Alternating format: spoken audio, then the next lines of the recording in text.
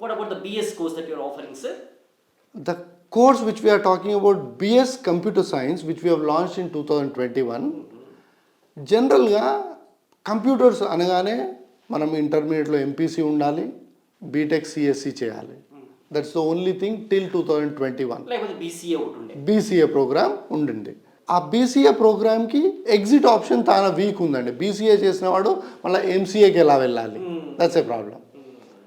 అందుకు గాను ఉస్మాన్ యూనివర్సిటీ వాళ్ళు 2021లో త్రూ విశ్వాని they have started BS computer science, a 4-year course in which the eligibility పారామీటర్స్లో బైపీసీ స్టూడెంట్ కూడా ఎలిజిబుల్ చేశారు. Wow, great, sir.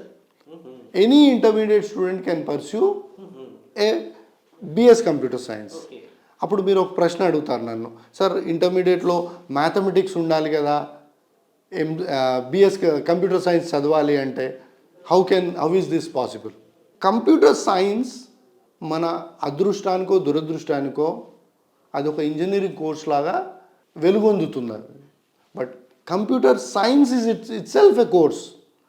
ఇంజనీరింగ్ అంటే pure engineering, mechanical engineering, civil engineering, electrical engineering, electronics engineering. Computer science is a computer science in itself. దాన్ని engineering అనడానికి నాకు మనసు ఒప్పదు. But I don't know how governments and educational experts, academicians are talking about. Computer science చదవాలి అంటే pure mathematics అవసరం లేదు, functional mathematics అవసరం లేదు. ఇంటర్మీడియట్లో మనం చదివేది ఫంక్షనల్ మ్యాథమెటిక్స్.